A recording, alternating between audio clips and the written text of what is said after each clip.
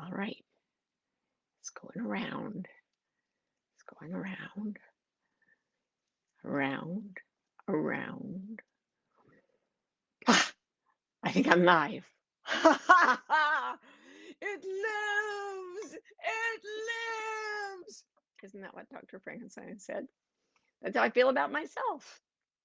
After I drag myself out of bed on the 9 millionth day of quarantine, it lives! Oh, there's one person. No, 31 persons here. Hi, Linda. Hi, Pam. Hi. And hi, Jane and Kathy and oh, Vide, beautiful name, and more Donnas and Emily's and I'm Korean and and Samita and Karen and Elizabeth and Ampara and I'm hope I'm not or Ampare I'm hope I'm not mispronouncing all the words, all the names, the all important names of you guys.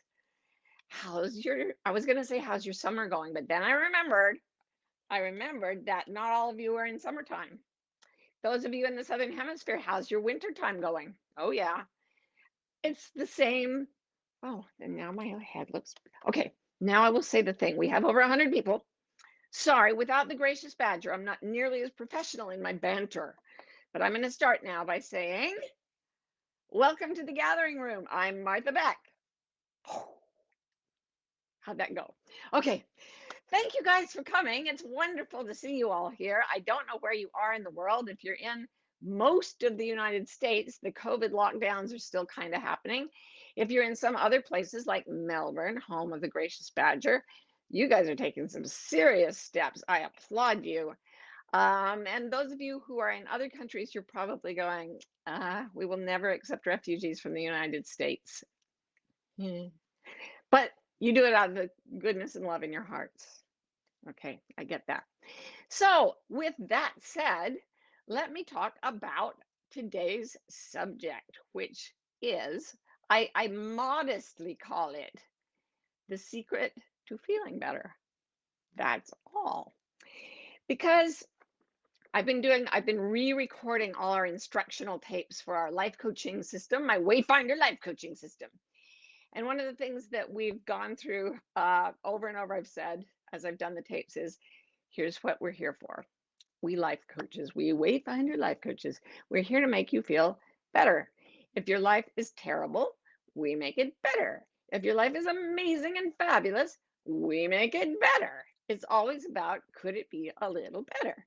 I love Master Coach Sarah Seidelman's book, How Good Are You Willing to Let It Get? I hope that's not the wrong title, but it's something to that effect, and it's a really good book, and you should all read it. Anyway, yeah, if you start living according to certain principles of mind and behavior, then things start to get better and better and better. And at a certain point, you think, does it really need to get any better? I mean, I'm already getting more than my share. Nope, it can get better. And the key to it all is a very small trick that I learned long ago when I first started meditating. And I remember thinking, huh, and I didn't quite know what to make of this at first, but over the years, I learned. Now, this was listening to a fabulous set of audio tapes called The Inner Art of Meditation by Jack Cornfield. That's Cornfield with a K. And other than that, it's just like any old cornfield that you'd go in to have a Stephen King horror book, regular cornfield. What Jack Cornfield said is that he studied meditation as a young man in Thailand with a teacher named Ajahn Chah. And he would go and sit and meditate. And then Ajahn Chah would come up and he'd say, so how are you feeling today? And Jack Cornfield might say, I don't feel good.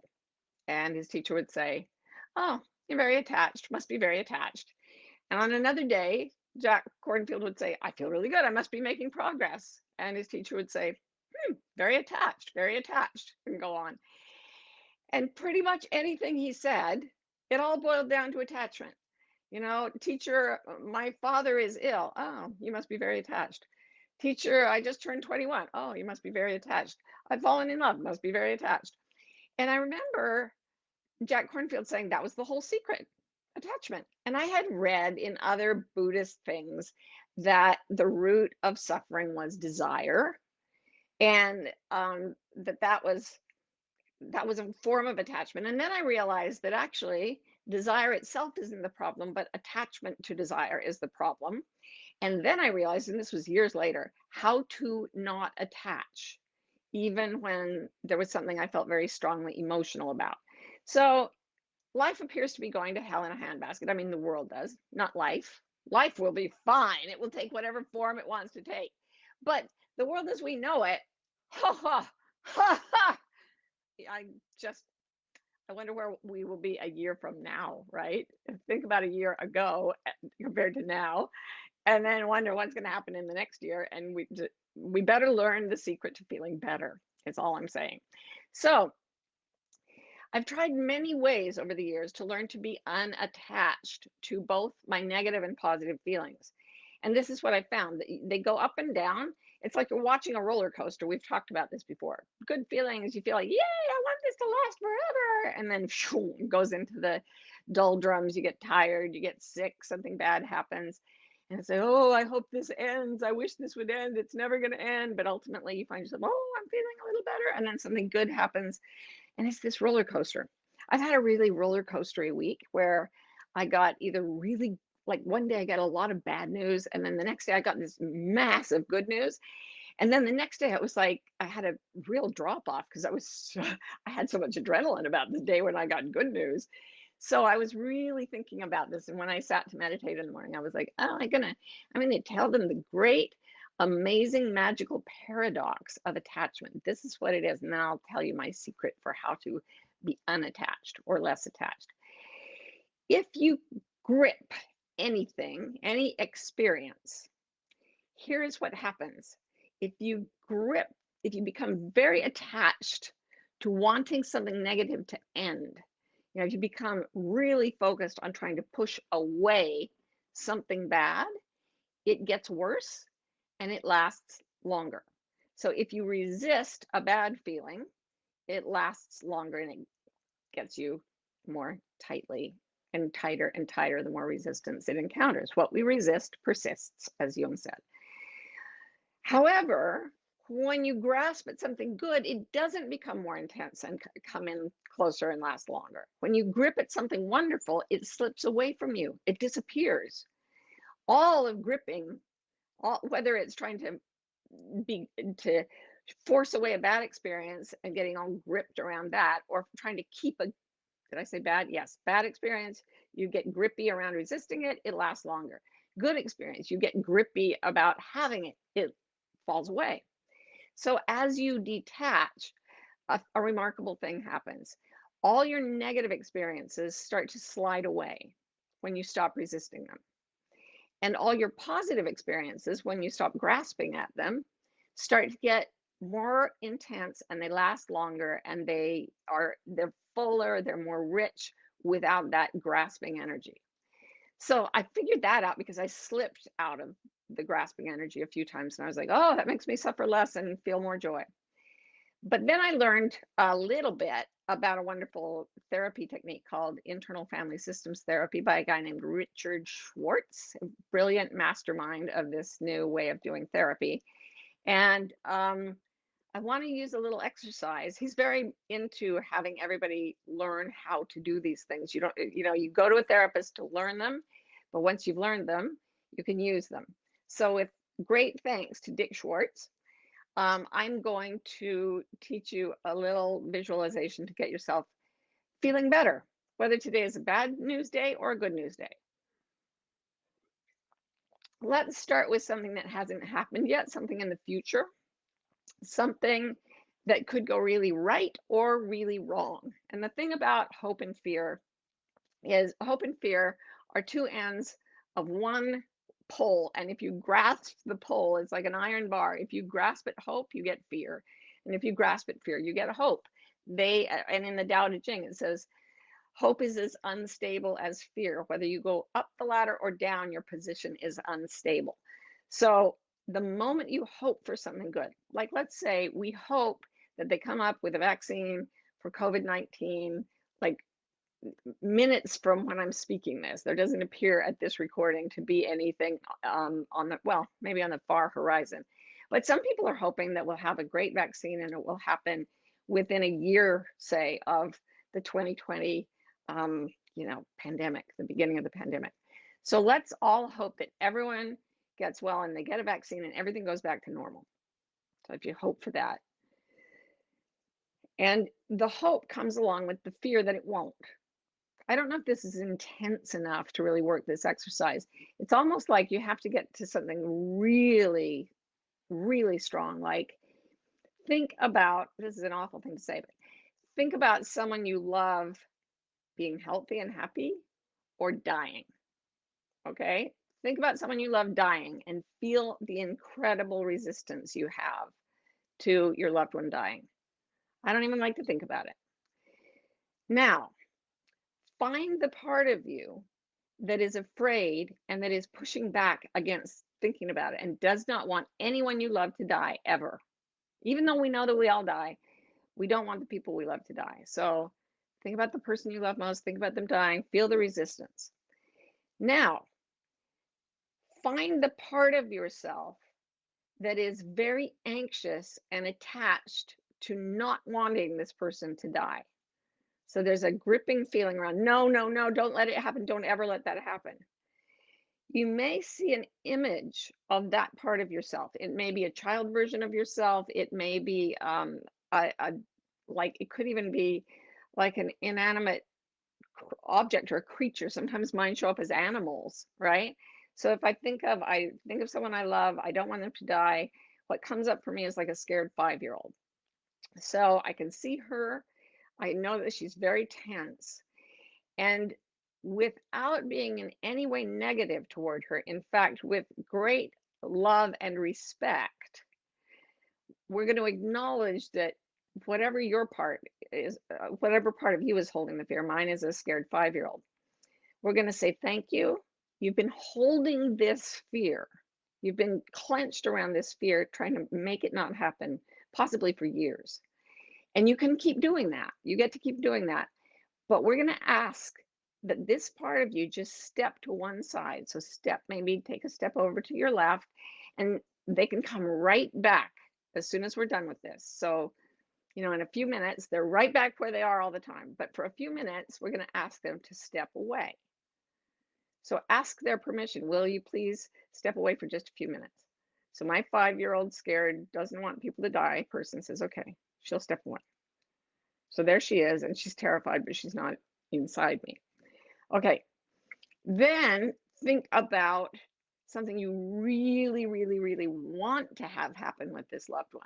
So you want this loved one to like win the lottery or have all their dreams come true or find true love or whatever it is. You just want the absolute best for them.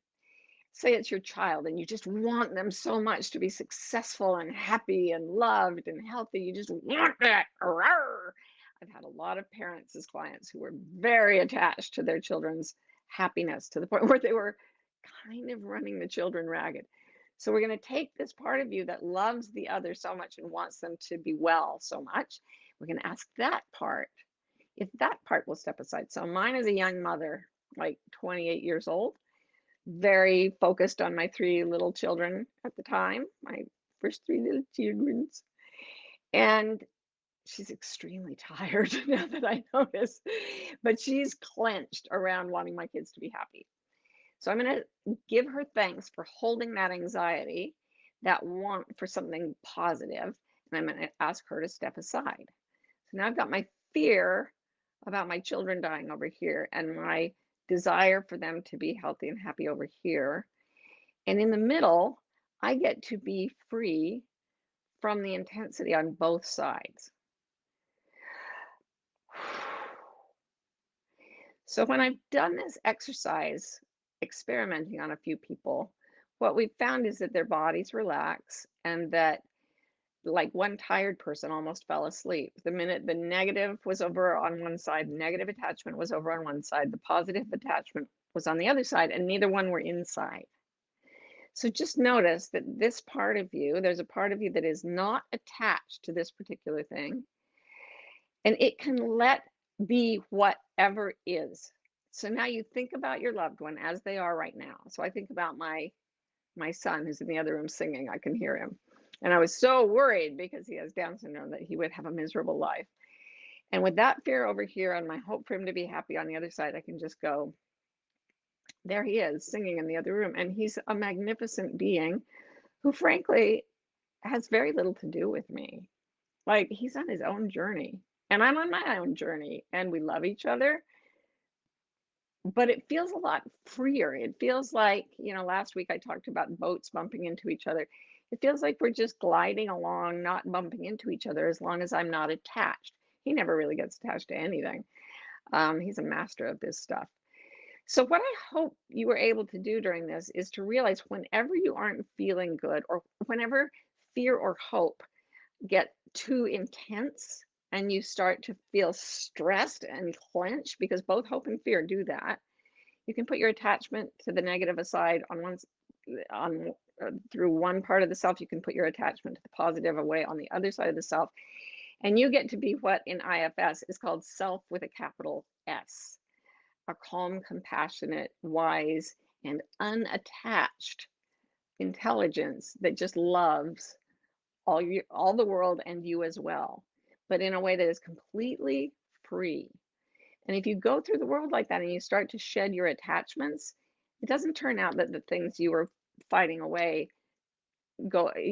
come rushing at you. The bad stuff comes rushing at you because you're not resisting it.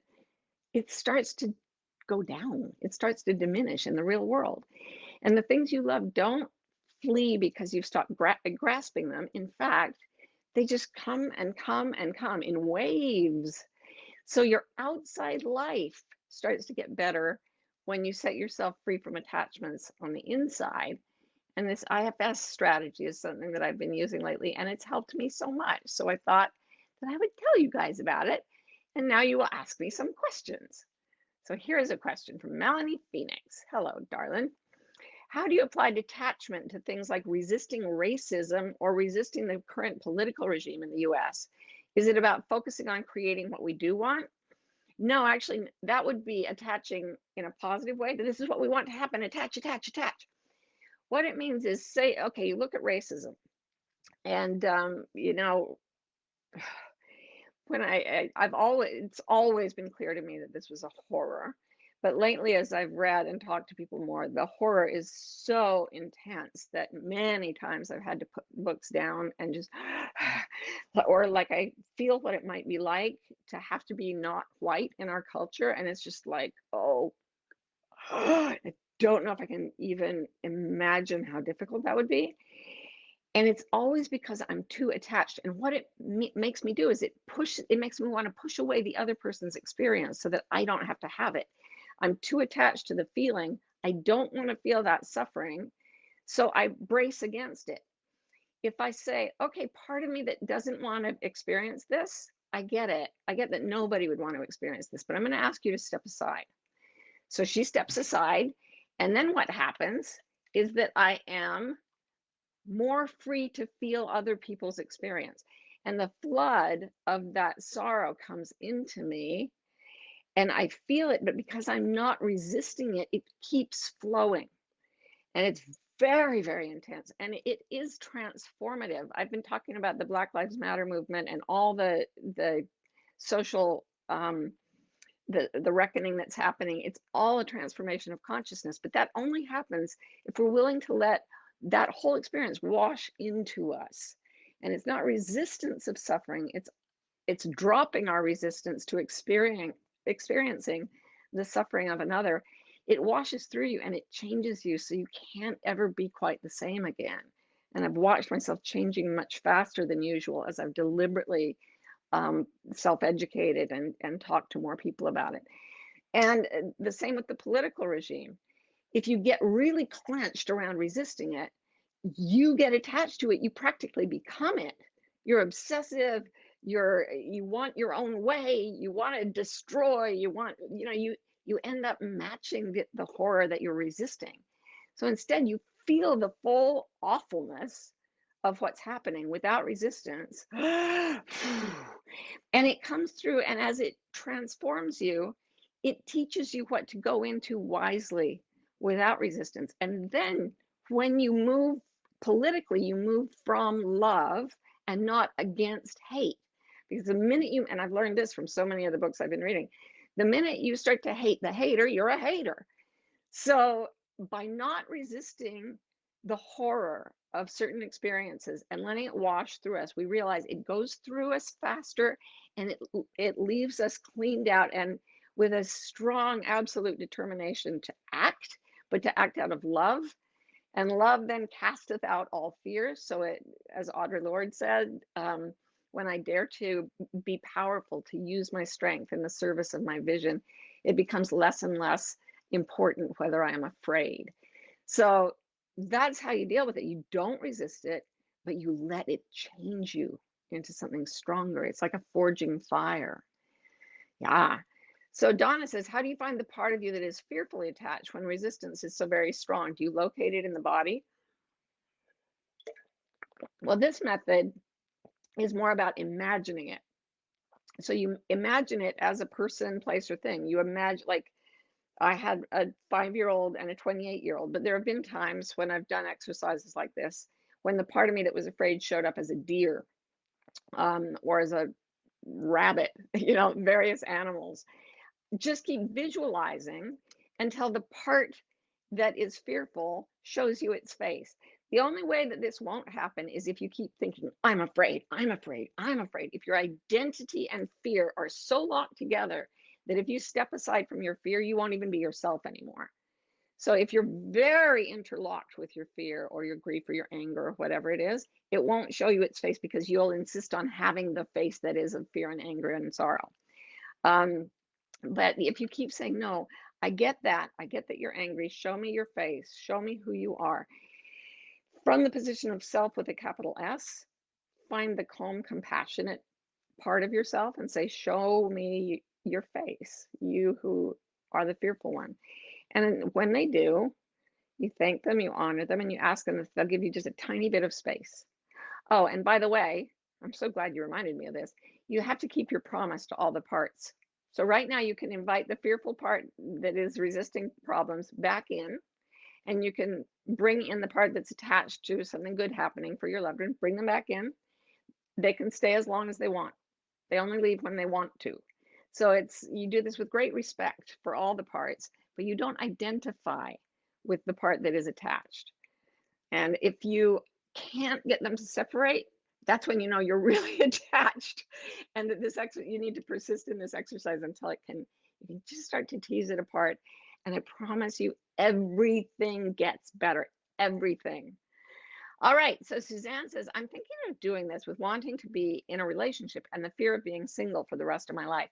This is a classic. I have used this with so many clients, and the fear and hope are so strong, and it is so painful.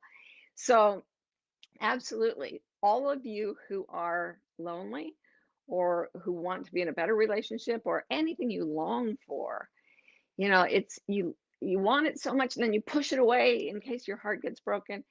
First of all, stop resisting the longing, and then find the one who's longing, ask her to show you her face and say, you're awesome. I'm really glad that you are so focused on wanting this. I'm sure that you have a very important role to play, but you need to step over here for just a while.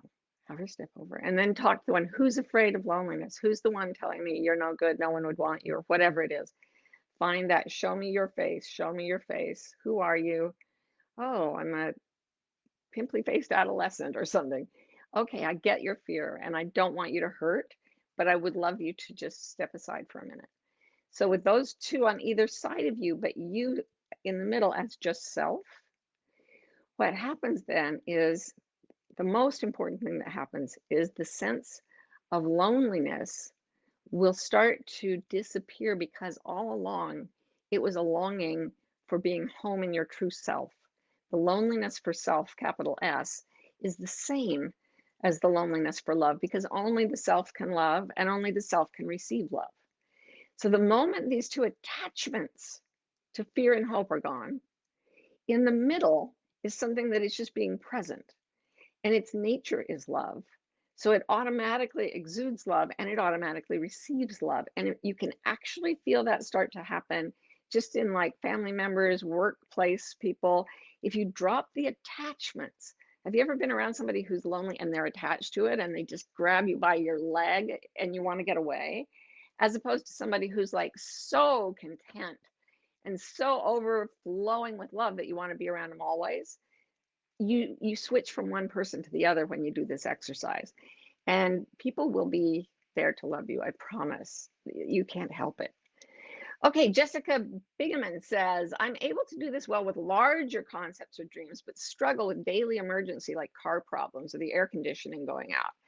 Um, can I, can you talk us through a daily disturbance? Yes. Okay, so right now I'm in a corner of a room that is quite hot because it's what 90 something degrees here in Pennsylvania today. And well, they say women don't sweat, they glow. So I'm glowing like a mule, I'm telling you right now.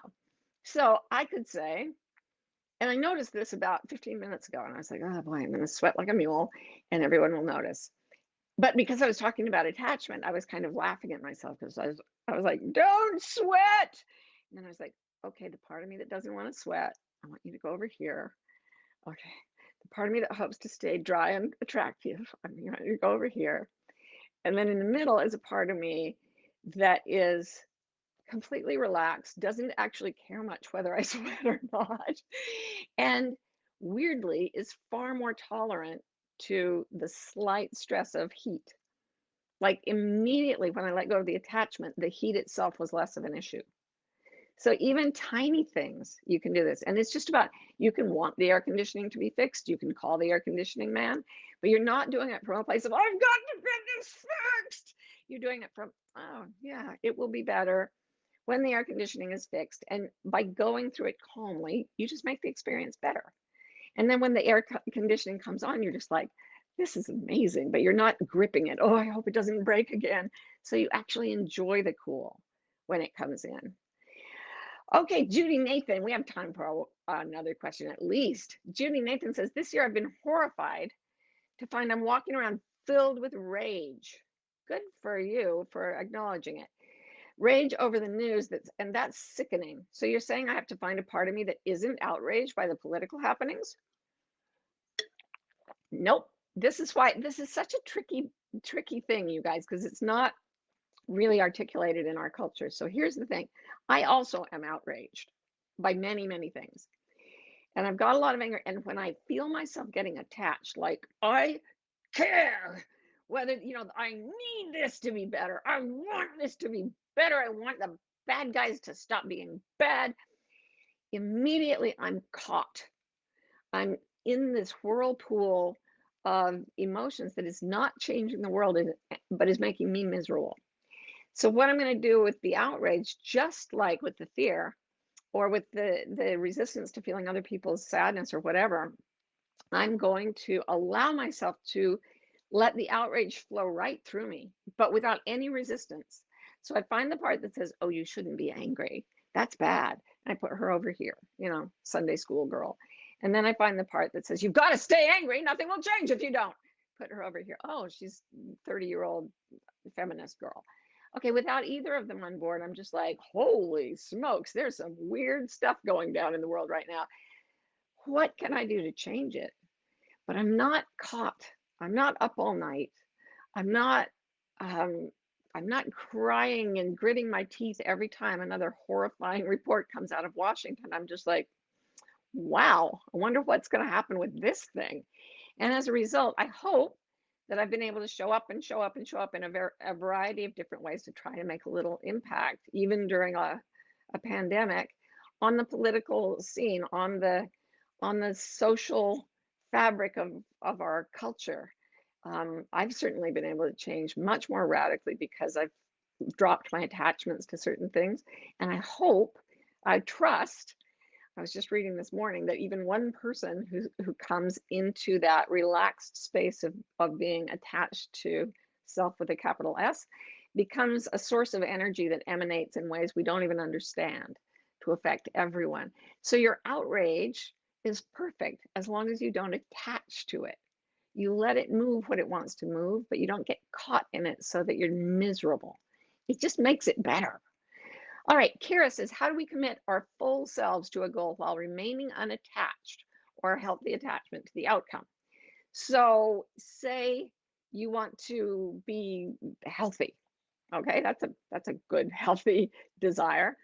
And I can commit my full, say I want to, like, I want to eat healthy food. I want to eat organic food. I want to eat food that's locally grown and it doesn't have pesticides or whatever.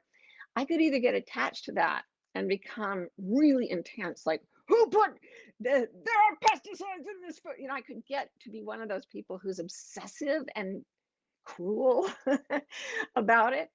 Or I could say, no, I have a total full commitment to this and I'm going to remain open and watchful.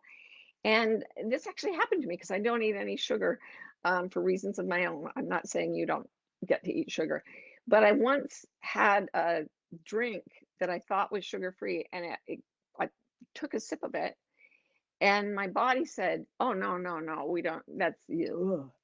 And it was because I was not. It was fine with me if I drank the sugar drink. There's nothing morally wrong about it. I'm not connected to it as a kind of religion. I just prefer the way I feel when I don't eat sugar.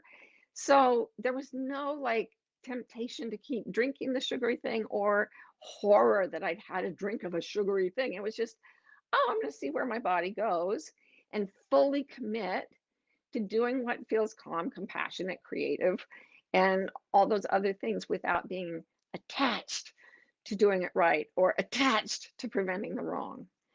I don't know if I've explained this to you guys enough, but I just urge you to try this exercise where you find the parts that are gripping.